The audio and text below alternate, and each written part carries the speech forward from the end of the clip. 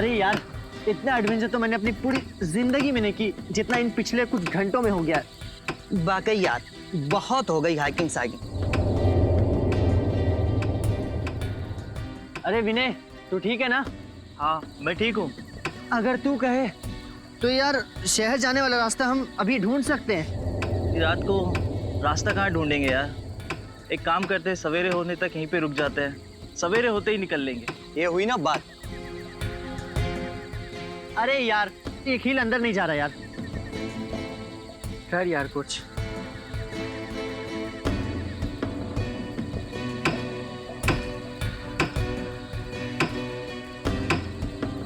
मुझे लगता है नीचे पत्थर दबा हुआ है, पहले उससे निकाल लेते।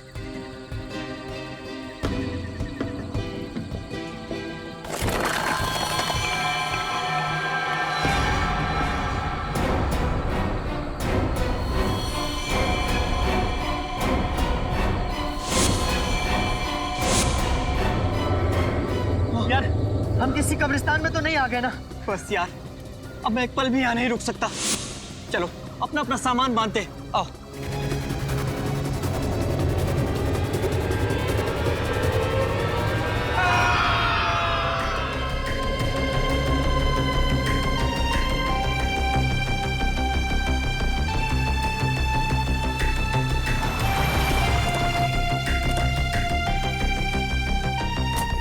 आइए सर, आइए।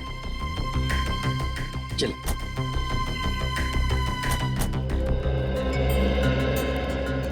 वाओ, आज मेरी जिंदगी का सबसे बड़ा दिन है। इतने लंबे स्ट्रगल के बाद आज मैं गर्व से कह सकता हूं कि ये सारी की सारी जमीन मेरी है। मुबारक हो समर सर, बहुत बहुत मुबारक हो आपको। Thank you very much. कहिए, कैसी लगी आप लोगों को ये जमीन?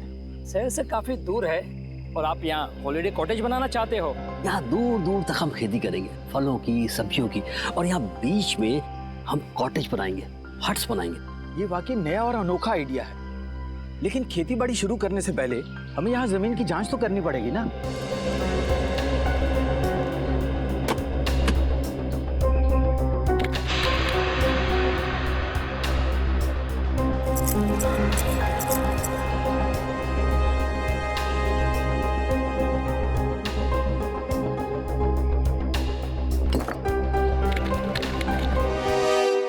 तो जसवीर, तुमने अपने 3 दोस्तों को कल शाम को यहाँ पे छोड़ा था और उसके बाद से उनका पता नहीं चल रहा है। हाँ सर, उन्होंने कहा था कि सुबह 6 बजे तक वो आ जाएंगे सर। मुझे काफ़ी फिक्र हो रही है सर। वो लोग जब बहुत ज़्यादा लेट हो गए तो मैंने प्रिंसिपल साहब को इन्फॉर्म किया सर। सर मैंने सुना है ये बहुत ही खतरनाक इलाका है। यहाँ लोग अक्सर गुम हो जाते हैं और लूटपाट भी बहुत होती है। सर मैडम बिल्कुल सही कह रही है, इसलिए मैं ये 2 गाइड्स मार्को और दीपिका को आपके साथ भेज रहा हूँ ताकि वो उन्हें ढूंढने में ये आपकी मदद करें। मार्को और दीपिका, आप लोग तो इस इलाके से अच्छी तरीके से परिचित होंगे ना? जी हाँ, हम दोनों इस इलाके को बहुत अच्छी तरह से जानते हैं। That's great. चलिए फिर देखते हैं।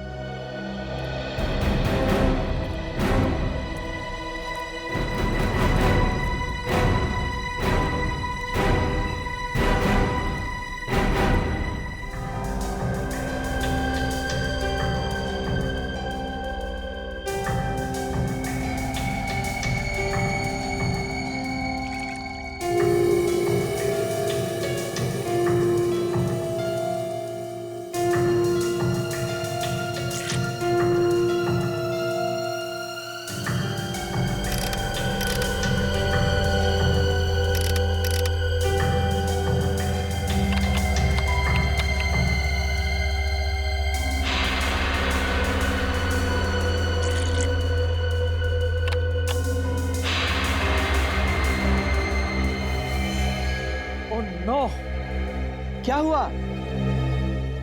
मिट्टी बंजर है क्या? नहीं, ऐसी तो कोई बात नहीं है। तो फिर ये देखो, मिट्टी में से क्या मिला है। ओह माय गॉड, अब हम क्या करेंगे? करना क्या है, सीआईडी में डॉक्टर सालुंके को फोन करते हैं। Hello doctor Salunke?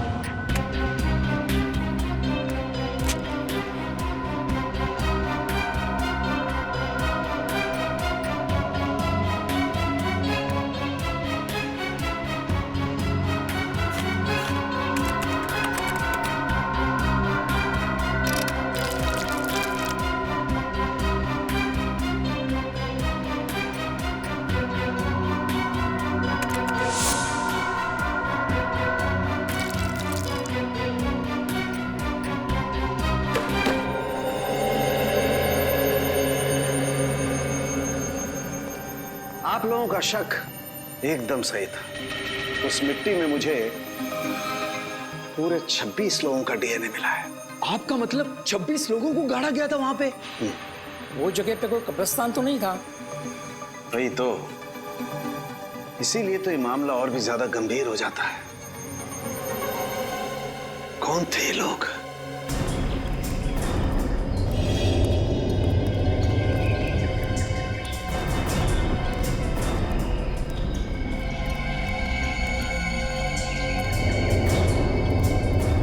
तो इधर बाईं तरफ और दाईं तरफ क्या है? बाईं तरफ खाई है और दाईं तरफ एक जमीन का टुकड़ा है। अगर किसी को हैकिंग करनी होती है तो वो सीधा इसी रास्ते से ऊपर जाता है। इधर? Yes sir. सर, कहीं वो लोग इस खाई में तो नहीं गिर गए होंगे? पहले चलो देखते तो हैं, आ जाओ। सर,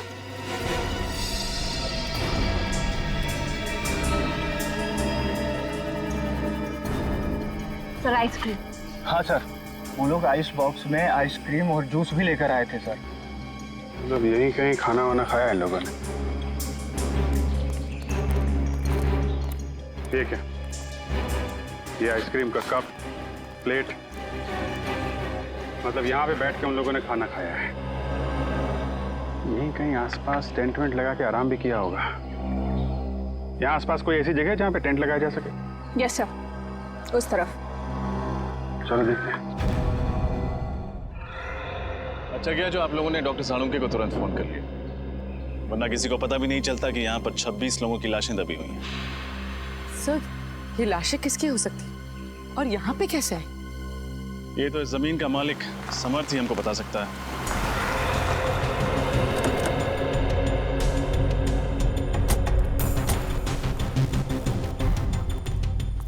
हेलो ऑफिसर, क्या हुआ? अरे अगर कोई तकलीफ थी तो हमें बता देते। सीआईडी वालों को बुलाने की क्या जरूरत थी? जब लाशों के भंडार मिलते हैं तो एक अच्छे नागरिक का फर्ज होता है कि वो सीआईडी को तकलीफ दे। लाशों के भंडार कहाँ? आपकी जमीन के अंदर हमें 26 लाशें मिली। 26 लाशें? ऐसे कैसे हो सकता है? आपको जरूर कोई गलतफहमी हो गई है। कोई गलतफहमी नहीं हुई। हमें इंसानों की हड्डियां, बाल, दांत मिले हैं। अभी ना जाने क्या क्या मिलना बाकी है आपके जमीन के अंदर से।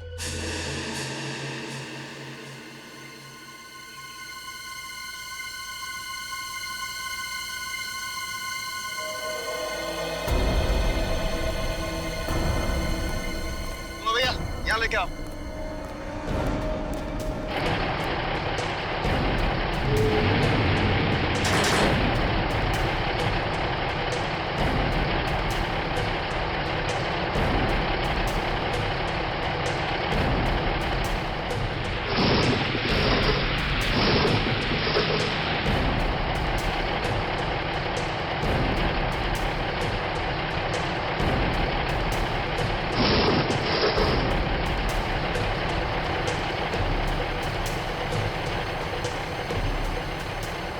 मुझे तो यकीन नहीं आ रहा है कि इस जमीन के अंदर 26 लोगों की लाश है। अगर कोई मुजरिम एक भी लाश को गाड़ता है तो पकड़ा जाता है, और यहाँ किसी ने 26 लाशें गाड़ी है। कोई भी जुर्म छुपता नहीं है डॉक्टर तारिका। इस अपराध से भी पर्दाफाश हो ही गया। उन मजदूरों को लेके जाओ, उनको बोलो उस तरफ खुदाई शुरू करें। आप लोग उस तरफ चलिए।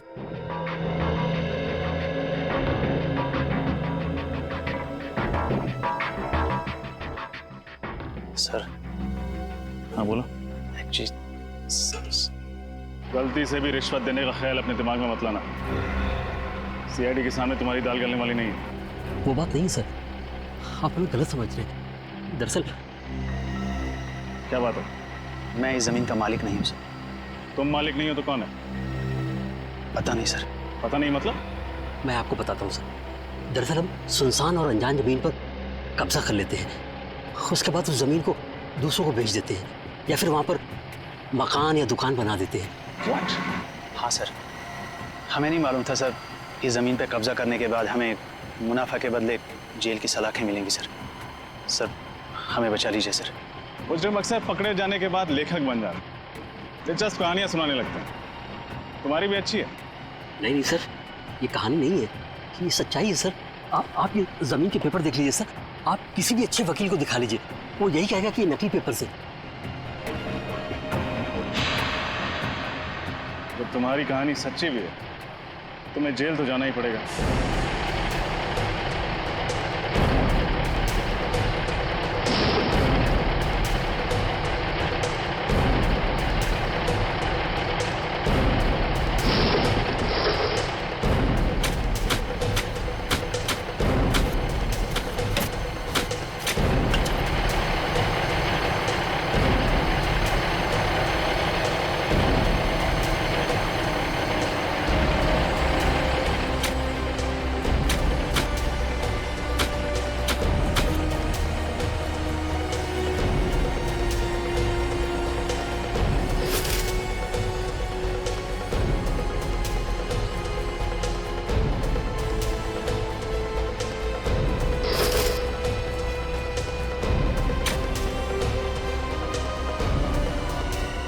मैडम, ये देखिए मैडम।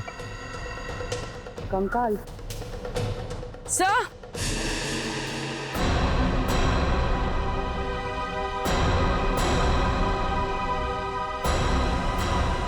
उधर कुछ है? सर,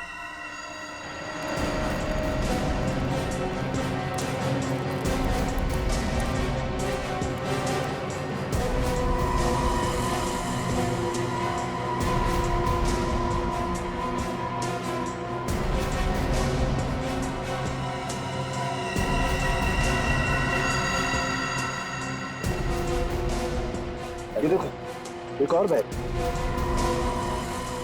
सर शायद ये लोग यात्री होंगे, लगता है इनके सामान में कोई आईडी वगैरह हो। बिल्कुल, चेक करते हैं।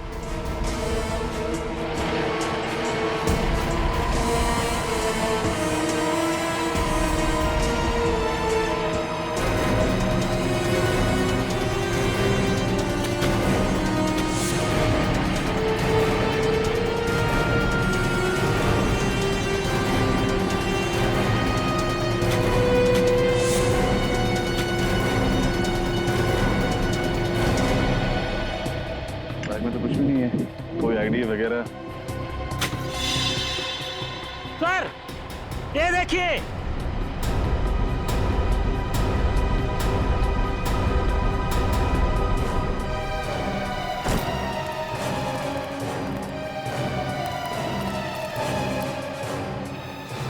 सर, ये देखिए नीम का पत्थर।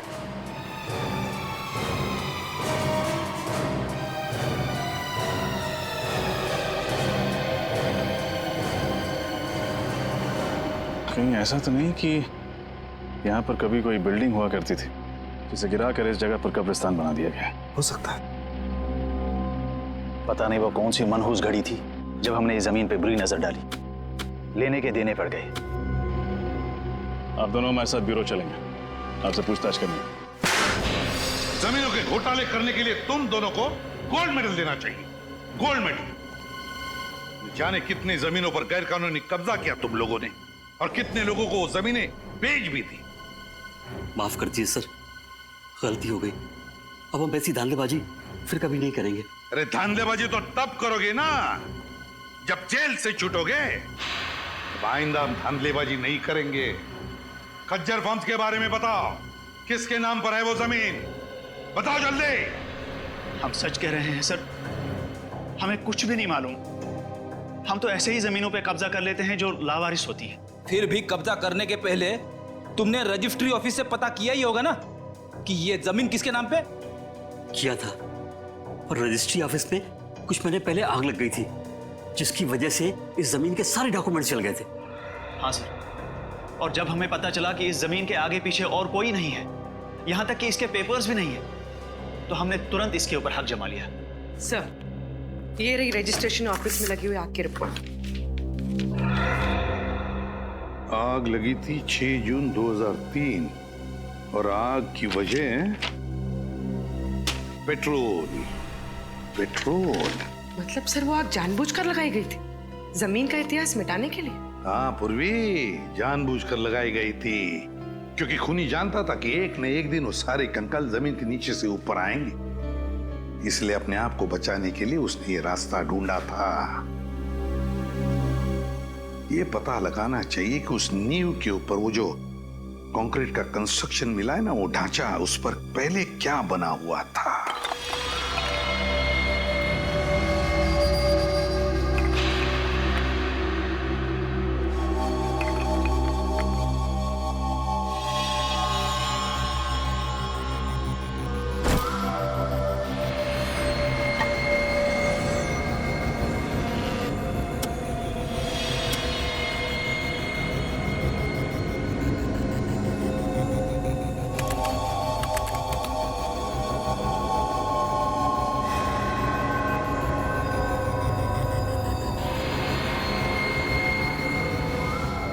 माय गॉड, क्या हुआ सर? तारिका, ये हड्डी जरा गौर से देखो। ऐसा लगता है जैसे इस हड्डी को किसी ने आरी से या 100 चेन से काटने की कोशिश की है। सर मुझे तो ये खूनी बहुत बड़ा सरफिरा लगता है। कुछ लोगों के स्कल पे तो मुझे दांतों के निशान दिखे। ये देखिए, जैसे कि वो उनका सर ही चबाना चाहता हो। My God. सर कहीं ये किसी जंगली जानवर का काम तो नहीं है? नहीं रोहन, ये किसी जंगली जानवर का काम नहीं हो सकता है, क्योंकि जानवर किसी को खाने के बाद उसे जमीन में गाड़ने की मेहनत नहीं करता। ये काम किसी इंसान का ही है। सर अब बस ये पता चल जाए कि इन सब की मौत कब हुई थी, तब जाके हम उस खूनी तक पहुंच सकते हैं। चल जाएगा तारिका, ये भी पता चल जाएगा उस माइक्रोस्कोपिक रेडियोग्राफी के जरिए। Microscopic radiography? सॉरी सर, पर क्या है ये? कभी सुना नहीं इसके बारे में। रोहन, ये एक ऐसा प्रोसेस है जिसके जरिए हम ये पता लगा सकते हैं कि इंसान की मौत कब हुई है। और ये देखो, जिस इंसान की ये हड्डी है उसकी मौत 7 से 10 साल पहले हुई है, यानी 2003 से 2006 के बीच में इस इंसान की मौत हुई है।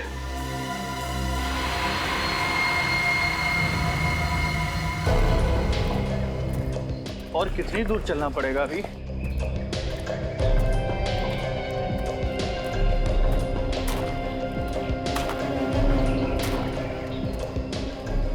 क्या बच रहा है? सर मैंने किसी के चलने की आवाज सुनी।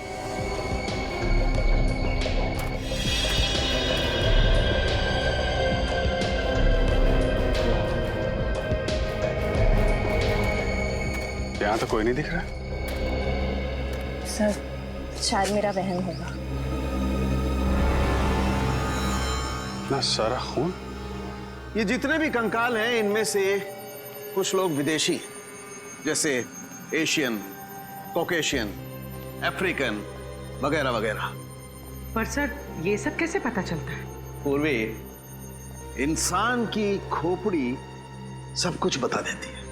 उसके सर की बनावट, उसकी जबड़े की हड्डी, उसकी नाक की हड्डी की स्थिति, इस सब से उसके रूट्स के बारे में पता चल जाता है। खूनी तक पहुंचने के लिए हमारा ये जानना बहुत जरूरी है कि ये सब कौन है, इनकी पहचान क्या है। आरव का तो अभी तक पता नहीं चल पाया, लेकिन ये दोनों जरूर स्पोर्ट्समैन रहे होंगे, रनर या कोई एथलीट। अच्छा, इनके पैरों की हड्डियों की बनावट हम आम लोगों से अलग है क्या सर? हाँ, इनके पैरों की हड्डियां आम लोगों के पैरों की हड्डियों से ज्यादा मजबूत है, जैसी एक एथलीट की होती है। सर? हाँ।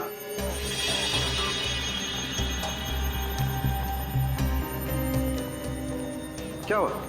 सर इस लड़की के सामान में से ये मुझे कुछ बीज मिले हैं।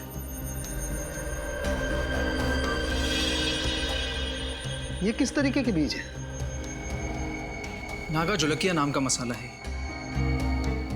ये दुनिया का सबसे तीखा मसाला है, और ये इतना तीखा मसाला है कि नॉर्मल नमक या मिर्च की तरह नहीं खाया जाता। तकरीबन हजारों लाल मिर्च की ताकत इस थोड़े से मसाले में है। नागा जोलकिया, कोई ये मसाला इस तरीके से अपने सामान में लेकर क्यों घूमेगा? कहीं ये लड़की कोई रिसर्च वगैरह तो नहीं कर रही थी? खून का सैंपल ले लो श्रेया।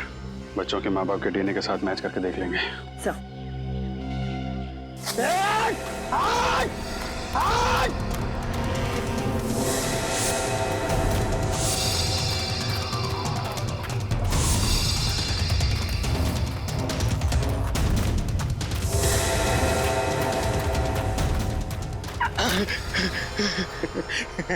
बहुत देर कर दी मेहरबान आते आते।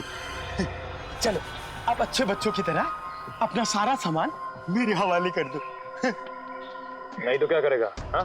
तो तुम्हारे छोटे छोटे टुकड़े करके कौन सी खाई में फेंकेंगे पता भी नहीं चलेगा किसी को। नहीं नहीं प्लीज आप ऐसा मत करिए। ये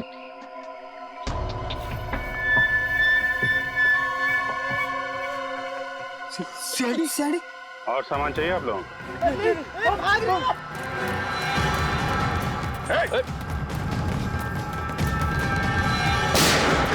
भागोगे तो गोली लग जाएगी।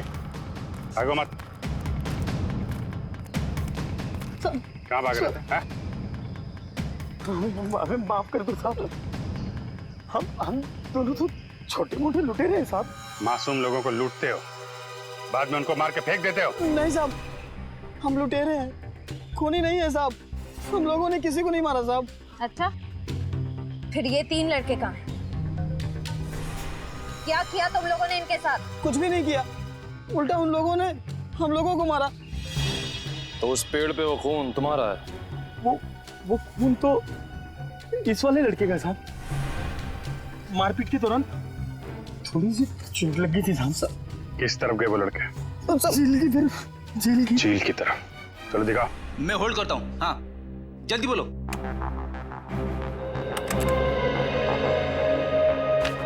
जी हाँ, मैं 2003 की बात कर रही हूँ, आज से 10 साल पहले की। मसाले का नाम है नागा झुलके, और जितने भी ऐसे खेत हैं जहाँ नागा झुलके नाम का मसाला उगता है, वहाँ उस लड़की की फोटो भेज दीजिए। और हाँ, एग्रीकल्चर इंस्टीट्यूट्स में भी।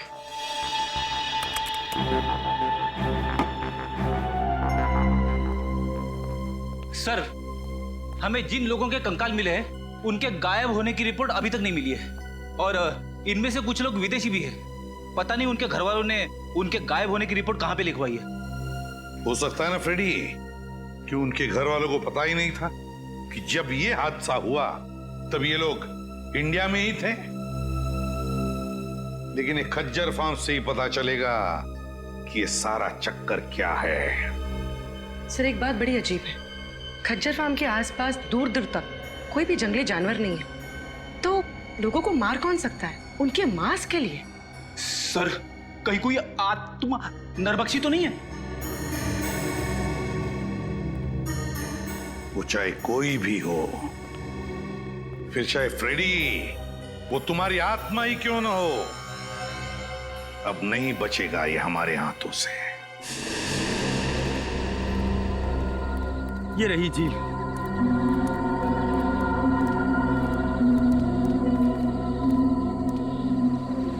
निखिल, श्रेया, झील के आसपास का एरिया अच्छी तरीके से चेक करो, देखो कुछ मिलता है क्या।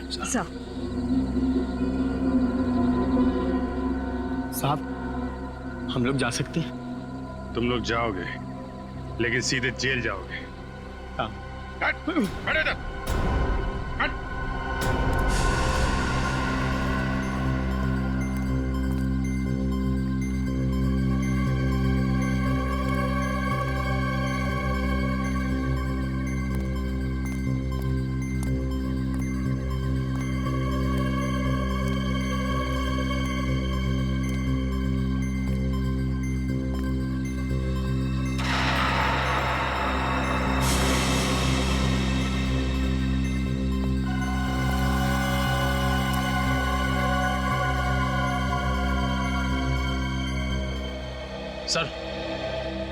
सर, ये टॉल मिला है सर, इस पे खून लगा हुआ है। जरूर ये किसी घायल लड़के का ही होगा। काफी गहरी चोट लगी है उसे। इतनी जख्मी हालत में रात कहीं ना कहीं टेंट में गुजारी होगी। वो क्या बता रही थी आप, वो टेंट वाली जगह कितनी दूर है यहाँ से? बस यही पास में है। चलिए दिखाइए जरा। चल चल। यही वो जगह है। सर ये टेंट तो मेरे दोस्तों की है सर। ये एक मिनट, ये रुकिए आप लोग।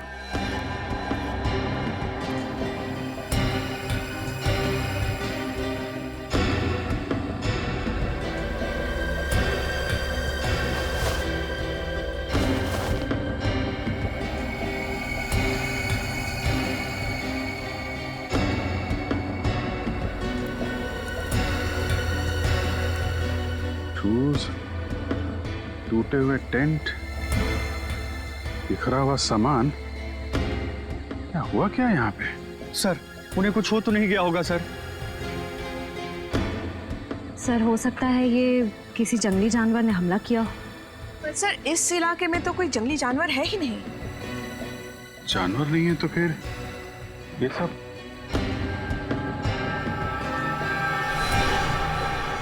ये क्या?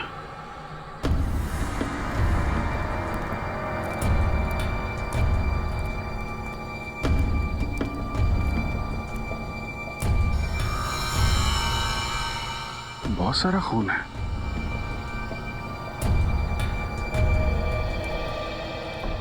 अगर इसमें तुम लोगों का जरा भी हाथ हुआ ना तो तुम लोगों का वो अंजाम होगा कि तुम लोग सोच भी नहीं सकते। श्रेया, सबको जेल में डाल दो, ले जाओ। चलो चल।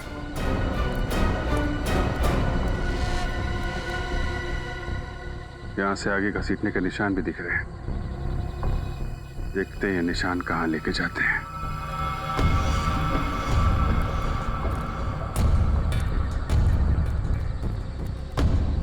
ये क्या चक्कर है?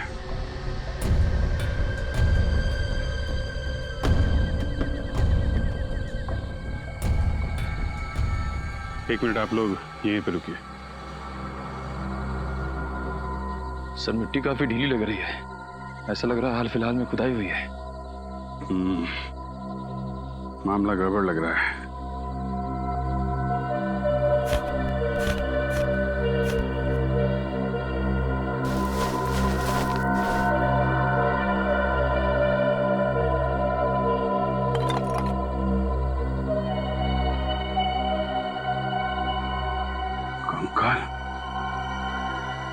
निखिल, कुछ खोदने का इंतजाम करो।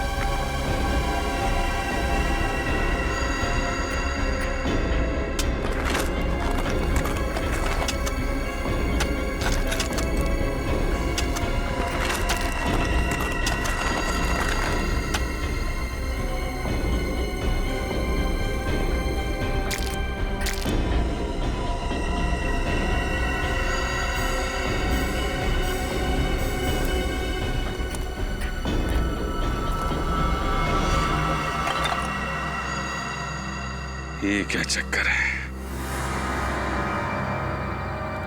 एक, दो, तीन, चार। ये जसवीर तो कह रहा था कि उसके 3 दोस्त गायब हैं। चौथा कहां से आ गया? हाँ सर, हमें 3 की तलाश थी और यहाँ चौथा भी आ गया। जसवीर, तुम्हारे तीनों दोस्तों के साथ में कोई और आदमी भी था क्या? नहीं सर। सर ये कंकाल क्या मेरे दोस्तों के हैं सर? बहुत जल्द पता चल जाएगा।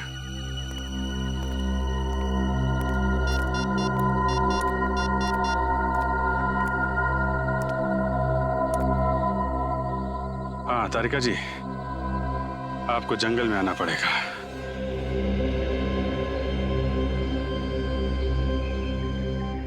अभिजीत, इन सभी की मौत को ज्यादा दिन नहीं हुए, लेकिन ये वाला कंकाल बाकी 3 कंकालों से कुछ अलग कहानी बता रहा है। ये बात तो है डॉक्टर तारिका, ये कंकाल इन तीनों कंकाल से अलग तो है। इन सब की जो खोपड़ियों का साइज है वो लगभग आम इंसान जैसा है, लेकिन इसकी खोपड़ी का साइज इतना बड़ा। ये एक आम इंसान की तरह नहीं लग रहा है। डॉक्टर तारिका, इनकी मौत कैसे हुई होगी? श्रेया,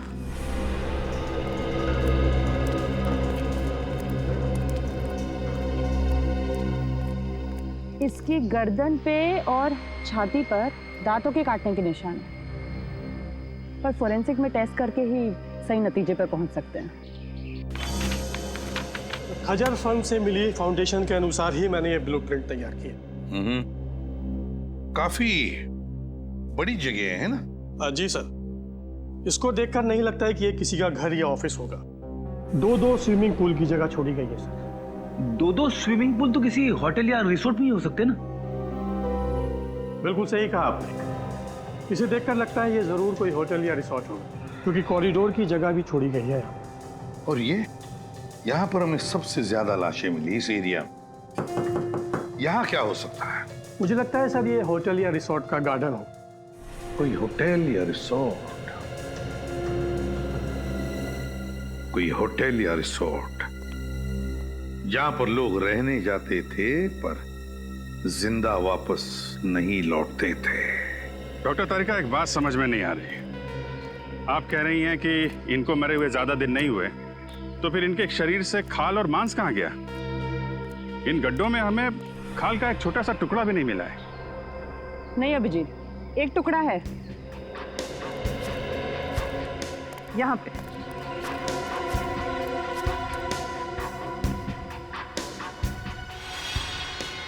ये देखो, मांस का टुकड़ा है। जी हाँ सर, मैं पहचानता हूँ इन्हें। ये दलजीत है और ये मयंक, दोनों नेशनल लेवल के रनर्स थे। दोनों नेशनल लेवल के रनर्स?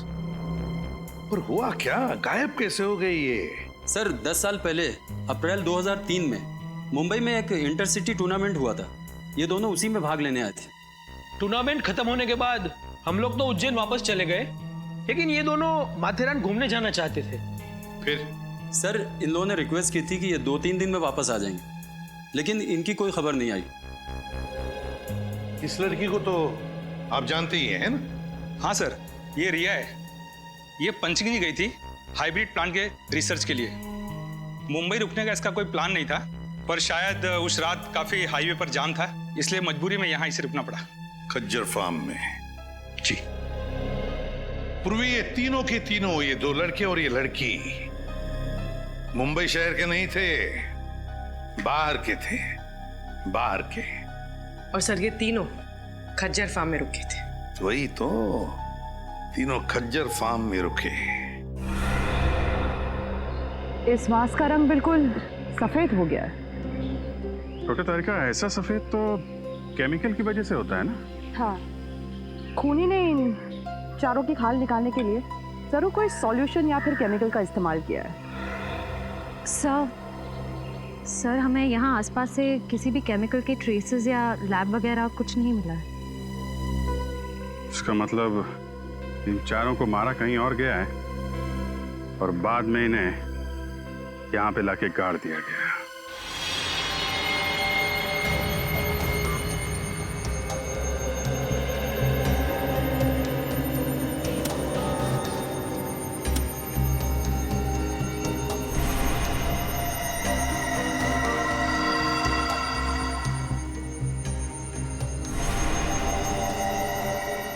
अब तक तो आप लोग इंसानों की लाश, इंसानों के कंकाल लाया करते थे, लेकिन इस बार आपने सारी हदें पार कर दी। क्यों नॉट सर, ये कंकाल भी तो इंसानों के ही हैं। हाँ हैं, वो तीनों कंकाल इंसानों के हैं, लेकिन ये चौथा कंकाल जानते हो किसका है? किसका है सर? पेलियन मैन, एलियन मैन? क्या मतलब? देखो, इंसान को इंसान बनने के लिए कई स्टेजेस से गुजरना पड़ा है, ये तो सबको मालूम है। ये पेलियन मैन इंसान बनने से पहले वाली स्टेज है। अरे बाप रे, ये तो बड़ा ही खतरनाक है। हाँ फ्रेडी, ये बहुत खतरनाक भी है और बहुत ही ज्यादा शक्तिशाली भी है। इन तीनों लड़कों को उस पेलियन मैन ने मार के खाया है, मार कर खाया है अपनी भूख मिटाने के लिए। तो ये जीव नरभक्षी होते हैं, मैन ईटर्स। हाँ पूर्वी, तभी तो इनके दांत हमारी तरह नहीं होते, बिल्कुल बड़े और नुकीले होते हैं। दिखाती हूँ।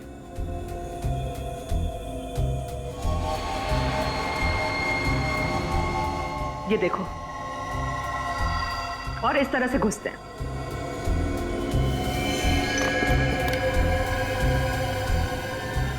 सर, हमें तो लगा था ये किसी जंगली जानवर का काम है।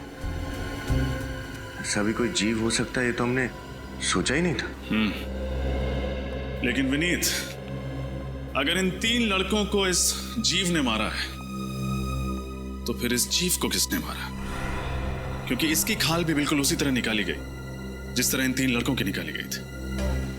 मुझे लगता है इस पेलियन मैन को कोई और कंट्रोल करता है। आप शायद सही कह रहे हैं सोलंकी साहब, क्योंकि अगर इसे कोई और कंट्रोल नहीं कर रहा होता तो ये अब तक शहर में घुसकर तबाही मचा चुका होता।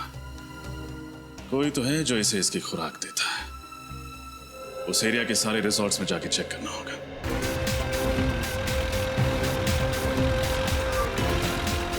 सर, ये रिसोर्ट और कितनी दूर है? बस थोड़ी देर में आ जाएगा, वो देखो।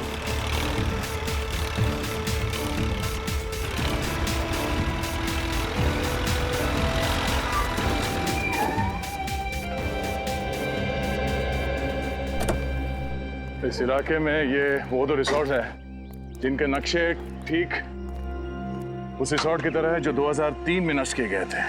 अब सर, उन तीनों लड़कों का और उस आदि मानव का कंकाल भी तो हमें आसपास के एरिया में से मिला था ना। फिर रिसोर्ट में जाने से खतरा हुआ तो? फ्रेडी, खतरा है इसीलिए तो जाना है। ये देखो, दोनों रिसोर्ट्स में खुफिया रास्ते हैं। एक रास्ता ये तहखाने की तरफ जाता है और ये दूसरा रास्ता रिसोर्ट से बाहर निकलता है। ये जो कोई भी जीव है जिसने इतना आतंक मचा रखा है, उसे इस रिसोर्ट के किसी खुफिया कोने में पाल पोस के बड़ा किया गया होगा। हाँ सर, कोई तो है जो अपने फायदे के लिए इस जीव का गलत इस्तेमाल कर रहा है और खून की नदियां बहा रहा है। एग्जैक्टली। वो जो कोई भी है, आज की रात उसकी जिंदगी की आखिरी रात होगी। काम करते हैं, मैं और सचिन ये सामने वाले रिसोर्ट में जाते हैं। फ्रेडी, तुम और निखिल यहाँ इस रिसोर्ट में जाओ। सर, मैं आपके साथ आता हूँ। नहीं, निखिल की रक्षा के लिए तुम्हें इसके साथ जाना पड़ेगा। चलें सर? चलो, डरना नहीं, मैं हूं ना।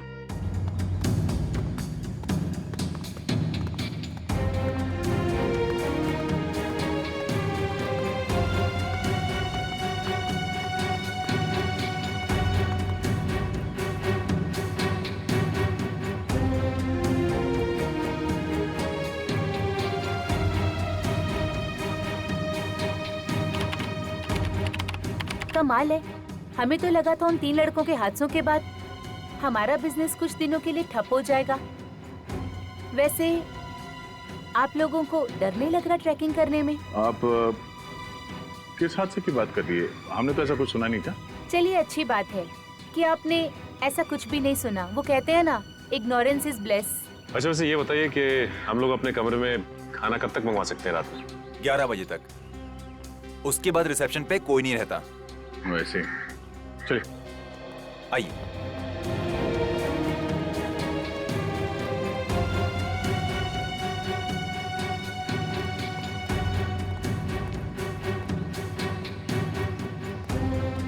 सर, मुझे इनके तौर तरीके यहाँ कुछ ठीक नहीं लग रहे हैं। तू फिक्र मत कर निखिल, दया सर ने भेजा है मुझे तेरी रक्षा करने के लिए। मैं तेरी मुझ का एक बाल भी बाका नहीं होने दूंगा। लेकिन सर, मेरी तो मूंछ ही नहीं है। तो उगानी चाहिए थी ना। अब ये भी मुझे समझाना पड़ेगा तुझे। अरे 11:30, चलो।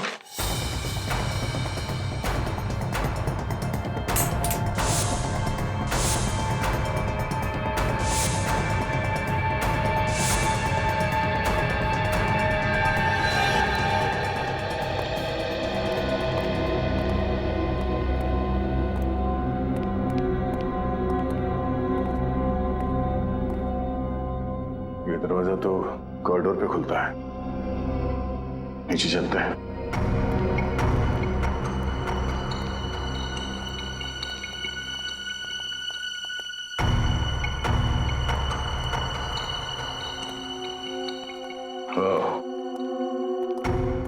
लगता है ये खुफिया रास्ता है। हाँ सर, तहखाने में तो कुछ मिला नहीं था।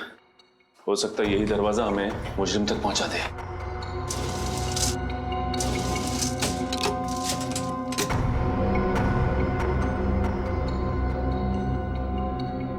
ये तो दरवाजे पे बुरी तरह से जंग लगी हुई है। ऐसा लगता है दरवाजा काफी साल से खुला ही नहीं है, किसी ने हाथ तक नहीं लगाया इसे। ये दरवाजा। आप लोग यहाँ क्या कर रहे हैं? हाँ वो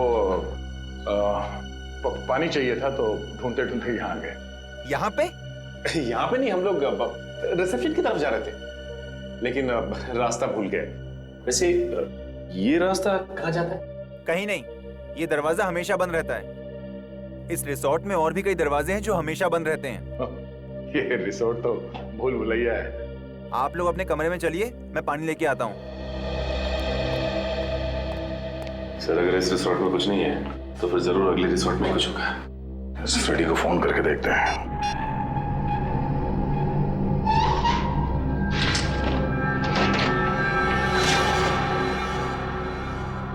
अरे बाप रे, कितना अंधेरा है यहाँ पे। ना तो कोई बल्ब है और ना ही ट्यूबलाइट। लगता है फ्रेडी का मोबाइल नेटवर्क एरिया में नहीं है, लग नहीं रहा। सर एक मिनट, मैं निखिल का ट्राई करता हूँ। ये यहाँ पे दरवाजा है। नहीं लग रहा सर। एक काम करते हैं, वहीं चल के देखते हैं।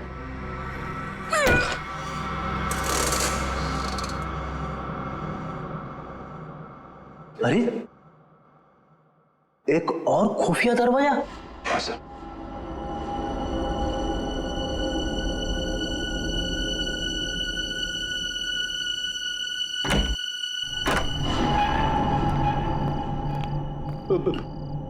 मैंने सुना है अक्सर ऐसी बंद अंधेरी जगह पे आत्माएं होती है।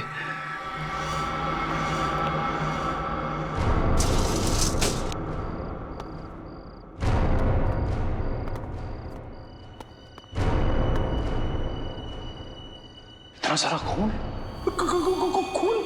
खूनी आत्मा। सर खूनी आत्मा नहीं, नरबख्शी जीव। सर उन मुजरिमों ने उस नरबख्शी जीव को यहीं छुपा रखा है और अपने गुनाहों को अंजाम दे रहे हैं। ये चाकू, ये हड्डियां, ये खून, सर मुझे पूरा यकीन है वो नरबख्शी जीव यहीं पे है सर, यहीं पे। मगर है कौन वो जिसने इस नरभक्षी जीव को पाल के रखा है? उसे जरा भी डर नहीं लगा कि अगर इस नरभक्षी जीव ने उसे ही खा लिया तो? ये क्या है सर? रिसोर्ट के नक्शे के हिसाब से रिसोर्ट से बाहर जाने का ये खुफिया रास्ता है। सर दरवाजा तो खुला हुआ है। हाँ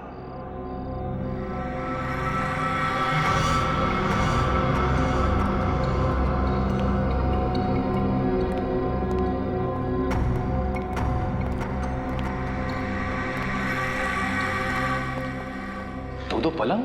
हाँ, दोनों पलंग पे चेन है उस नरभक्षी जीव को बांधने के लिए।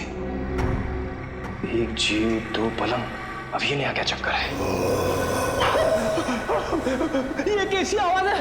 किसी जानवर की आवाज लग रही है। सर दो पलंग, कहीं ऐसा तो नहीं यहाँ पे दो नरभक्षी जीव है?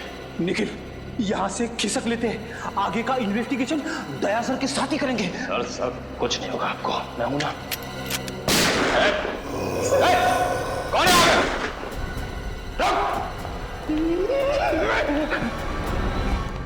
ये गेट खुला है। सर फिर तो फ्रेडी और निखिल इतनी क्या होंगे? हाँ निखिल, सही देखिए, हड्डी और ये खून? Oh no.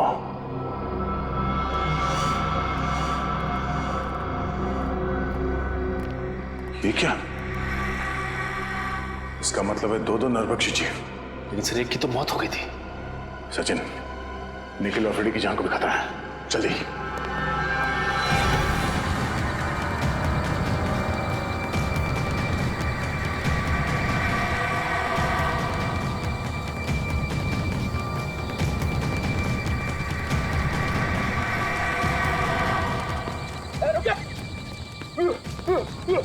भागना मत, वरना गोली चला दूंगा।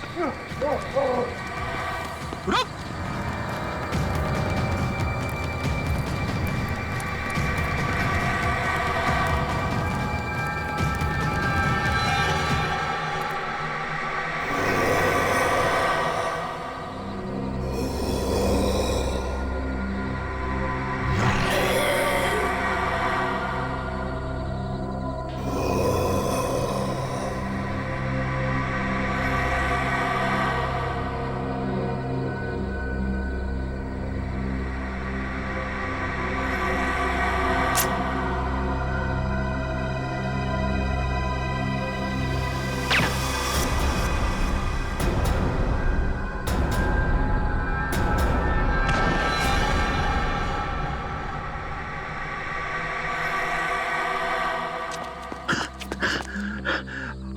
अरे वाह सर, आपने इसे मार दिया।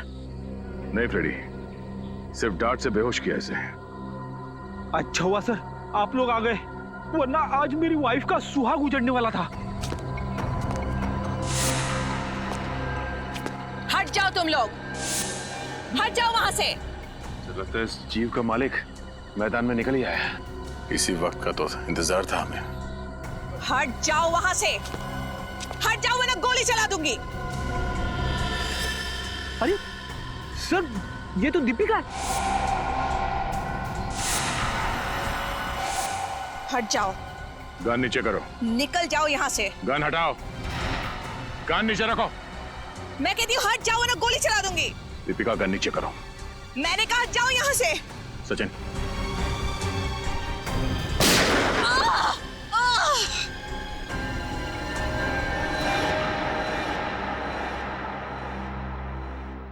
मेरे पिताजी एक एंथ्रोपोलॉजिस्ट थे, मानव वैज्ञानी। बहुत साल पहले वो मंटोनियो नाम के एक छोटे से टापू में गए थे, जहां से वो दो ऐसे जीव लेके आए जो ना तो इंसान थे और ना ही जानवर। उन्हें देखकर ऐसा लगता था जैसे वो इंसानों से एक स्टेज पीछे हैं। एक मिनट। तुम्हारे पिताजी उन लोगों को यहाँ इंडिया में कैसे लेके आए? ये तो गैर कानूनी है ना? जी, स्मगल करके, गैर कानूनी तरीके से। तो जैसे जैसे वक्त बीतता गया, उनके साथ मेरा लगाव बहुत बढ़ गया। पर मेरा यकीन मानिए सर, मैं बिल्कुल नहीं जानती थी कि जैसे जैसे वो बड़े होते जाएंगे, वो नरभक्षी बन जाएंगे, मैन ईटर्स। और इसीलिए तुमने उनकी इंसानी मांस खाने की भूख को मिटाने के लिए रिसोर्ट में जितने भी लोग आते थे, उनका शिकार करना शुरू कर दिया। तो मैं और क्या करती? मुझे डर था कि कहीं एक दिन उन्हें अपना खुराक ना मिले तो शायद वो मुझे ही अपना शिकार बना लेंगे। अगर इतना ही लगाव था तुम्हें इन दोनों से, तो तुमने एक जीव को मार क्यों दिया? क्योंकि वो मेरे कैद से भाग गया था और उसने उन तीनों लड़कों को मार दिया। और जब इस तरह के जीव अपने मालिक का आदर और सम्मान नहीं करते हैं, तो उन्हें मार ही देना चाहिए। सर, क्या मैं एक आखिरी बार उससे मिल सकती हूँ? प्लीज। वो कहाँ है? कैसा है वो? उसे हमने एंथ्रोपोलॉजी डिपार्टमेंट भेज दिया है।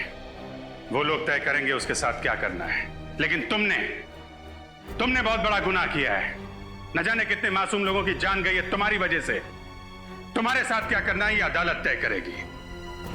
असाइलम या जेल।